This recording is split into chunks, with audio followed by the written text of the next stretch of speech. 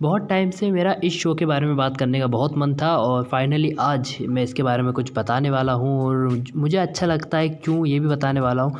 तो बहुत टाइम बाद ऐसा हुआ है कि मेरी फेवरेट शो की लिस्ट में एक और शो ने एंट्री की है जिसका नाम है और भाई क्या चल रहा है। मुझे बहुत ज़्यादा खुशी हुई कि पहला एपिसोड देख के ही, ऐसा बहुत कम होता है कि ना पहला एपिसोड देख कर ही आपको कोई शो बहुत ज़्यादा पसंद आने लगता है, तो ऐसा बहुत कम होता है। और ये मेरे साथ भी बहुत कम हुआ है, तो उसमें से एक शो ये भी है। अब इसकी कहानी सबसे पहले है बहुत ही इंटरेस्टिंग है, उसकी वजह से शो और ज़्यादा इंटरेस्टिंग है क्योंकि एक हवेली है बहुत पुरानी। अब जैसे जीजे जी में था ना कि क्यों वो दोनों परिवार एक हवेली के अंदर रहते हैं, उसकी खुलासा अभी तक उन्होंने किया ही नहीं था उस शो में, लेकिन इसका खुलासा बीच में ही कर दिया है। तो बात दरअसल ये है कि ये जो हवेली है वो बहुत ही पुरानी हवेली है और जैसे मिर्ज़ा और मिश्रा दो कैरेक्टर हैं। एक मिश्रा जो है वो पान वाले हैं और मिर्ज़ा जो है वो चाय की दुकान चलाते हैं, तो बहुत ही मतलब मिडिल क्लास है, कोई वो नहीं है। तो जैसे मिर्ज़ा और मिश्रा अभी एक ही हवेली में दो अलग अलग परिवार रह रहे हैं, वैसे ही बहुत पुराने जो इनके दादा परदादा थे वो भी बिल्कुल ऐसे ही रहा करते थे और ये लोग बचपन से साथ में है मिर्ज़ा और मिश्रा। तो उनकी नोक झोंक भी देखने को मिलती है और कभी ज़रूरत पड़ने पर एक दूसरे के काम भी आते हैं। ये वाला रिलेशन इनका बहुत अच्छा है, ये दोनों बहुत एक जैसे हैं। और एक और बात कि ये दोनों ही अपनी बीवी से बहुत ज़्यादा डरते हैं और इसका रीज़न है, सबसे पहले मिश्रा जी की बात करें तो मिश्रा जी को शांति इतना डराती है। मिश्रा जी की वाइफ का नाम शांति है, वो बहुत ज़्यादा उनको डराती हैं। और पहले मुझे ऐसा लगता था कि सबसे खतरनाक बीवी कॉमेडी के अंदर अगर टीवी में से कोई है तो वो है अनीता भाभी, भैया विभूति की, लेकिन मुझे शांति भाभी को देख के लग रहा है कि नहीं, शांति भाभी ज़्यादा खतरनाक है। शांति भाभी ने बड़ी ज़्यादा परेशान कर रखा है मिश्रा जी को और मिश्रा जी की आवाज़ तक नहीं निकलती शांति भगवान के आगे, है ना। तो उसके बाद एक और कैरेक्टर है जो कि है सकीना का, जो कि है मिर्ज़ा की बेगम। सकीना का कैरेक्टर शांति से बिल्कुल अलग है।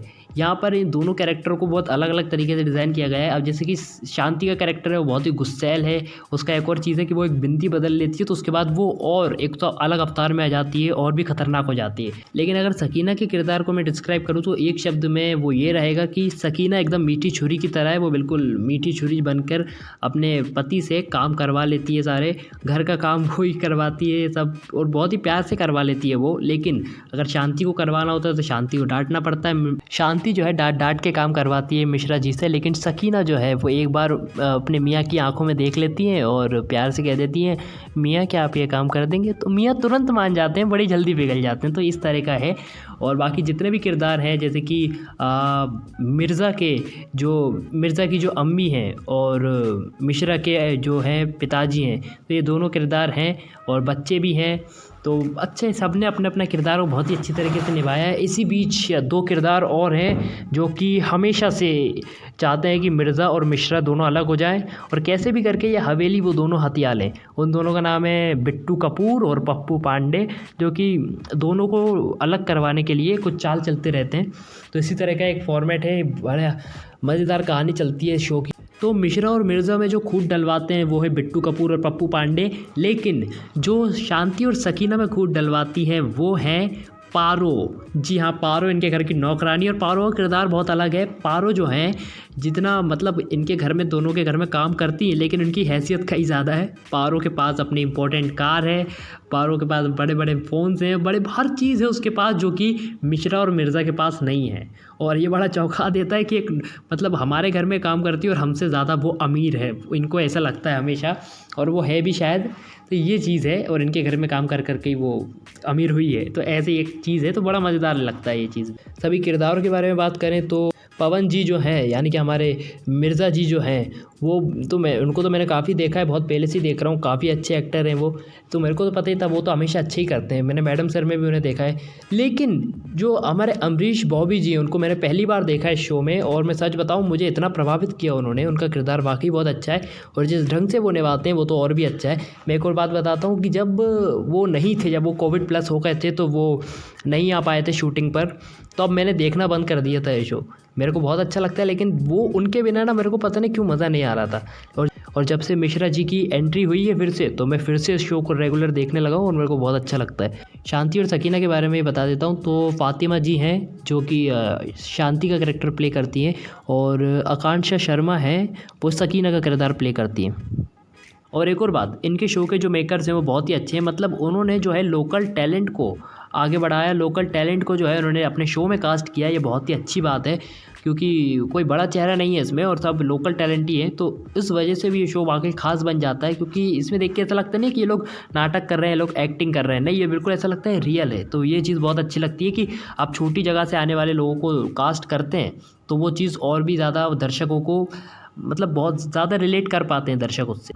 अब कुछ फैक्ट्स की बात करते हैं, तो कई बार ना शुरू में ही मुझे देखकर ऐसा लगा था कि ये शो कहीं न कहीं बिल्कुल जीजा जी छत पर है जैसी कहानी तो लग रही है इसकी, क्योंकि एक ही हवेली में 2 अलग-अलग परिवार रहते हैं। जीजा जी बिल्कुल अभी-अभी शुरू हुआ है और उसके बाद ही तुरंत बाद ये वाला शुरू हो गया। तो इसकी कहानी थोड़ी-सी मिलती है उससे, और मैं सही बताऊँ तो जीजा जी छत पर ऐसे बहुत अच्छा चल रहा है ये शो। हालाँकि इसकी टीआरपी शायद उतनी नहीं आती, लेकिन फिर भी ये शो जीजा जी से बेस्ट है। जीजा जी इसके आगे कुछ भी नहीं है, मुझे ऐसा लगता है।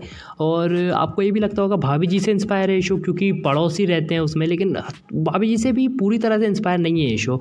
हाँ, कुछ चीज़ें भले ही ली हैं, जैसे कि अब कानपुर में भाभी जी रहती हैं, तो ये लोग जो है वो लखनऊ में रहते हैं, तो ऐसा है, मतलब बहुत ही ज़्यादा चीज़ें हैं। और कुछ किरदार भी हैं जो भाभी जी में भी काम कर चुके हैं और वो अब यहाँ पर काम कर रहे हैं, ऐसा भी है।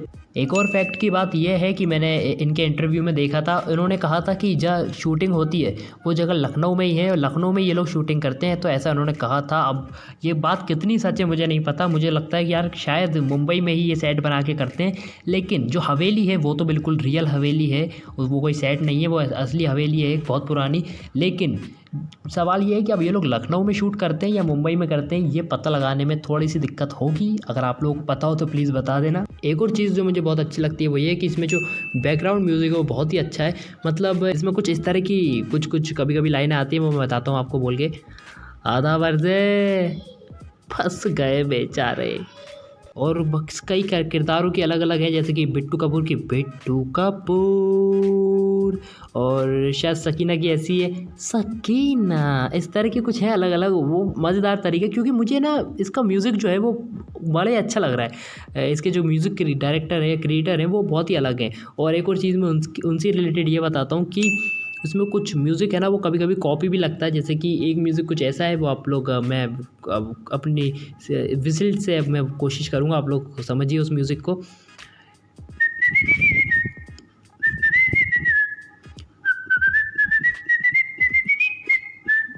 तो ये वाला जो म्यूज़िक है ना, वो म्यूज़िक है ना मैंने पहले भी सुना है मैडम सर में, और क्योंकि पहले मुझे ऐसा लगा कि कहीं इन दोनों के जो म्यूज़िक देने वाली जो टीम है वो एक ही तो नहीं है, लेकिन शायद एक नहीं है। और मुझे लगता है कि ये उन दोनों का ही म्यूज़िक नहीं है, ये एक जो बिना कॉपीराइट वाला जो होता है ना, जिस पे किसी का हक नहीं होता, वो वाला म्यूज़िक है ये। तो इस तरह का उन दोनों ने थोड़ा थोड़ा अलग करके शायद यूज़ कर लिया है, ऐसा मुझे लगा। और अभी पिछले ही हफ्ते जब मैं देख रहा था तो इसमें एक म्यूज़िक था जो कि इसमें बजा था, जो अन्नू मलिक ने कंपोज़ किया है, और वो है फ़िल्म डुप्लीकेट से, जिसमें शाहरुख खान थे और जूही चावला थी और सोनाली थी। तो उसमें एक सॉन्ग था, अरे लड़ झगड़ के अकड़ना, छोड़ो छोड़ो इन बातों को, इनसे होगा क्या।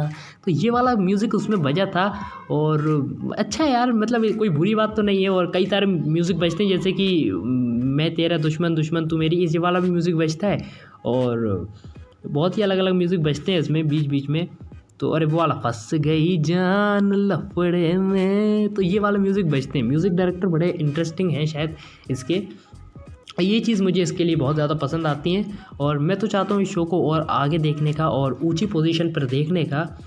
ऑनेस्टली मुझे ऐसा लगता है कि जितना अच्छा ये शो है उस हिसाब से इसको बहुत ही कम जो है टीआरपी इसकी आ रही है, और बिल्कुल भी रीच नहीं मिल रही है इस शो को, हालांकि बहुत ऊपर होना चाहिए था अभी। तो भाई बहुत ही अच्छा शो है। और एक और बात है कि गुड़िया हमारी सभी पे भारी को इसने रिप्लेस किया है। मैं बहुत ही खुश हुआ था कि किसी ने तो गुड़िया हमारी को रिप्लेस कर दिया है, और जब किया है तो इतने अच्छे शो ने किया है कि भाई मेरा टाइम बन गया है वो। तो ये बोल रहा हूँ मैं कि वो शो बहुत अच्छा है। मुझे लगता है कि इसको वो ऊंचाई मिलनी चाहिए, और एक दिन मैं देखूँगा इसको बहुत ऊंचाई पर, और मैं वाकई बहुत खुश होऊंगा। तो मेरी ये दुआ है कि काश ये शो बहुत अच्छी तरक्की करे, और अगर ये शो इसी तरह से चलता रहा, इसी तरह से अच्छे अच्छे एपिसोड्स देता रहा, तो एक दिन शायद वो मुकाम भी हासिल कर सकता है जो भाभी जी घर पर रहने की है। बहरहाल मुझे ये शो बहुत पसंद है। आप लोगों को पसंद है या नहीं नीचे कमेंट में ज़रूर बताना, और वीडियो पसंद आए तो उसको लाइक कर देना, और कमेंट्स ज़रूर करना। और सब्सक्राइब नहीं किया हो मेरे चैनल को तो प्लीज़ ज़रूर सब्सक्राइब कर देना मेरे चैनल को। फिर मिलेंगे हमारी अगली वीडियो में, तब तक के लिए गुड बाय।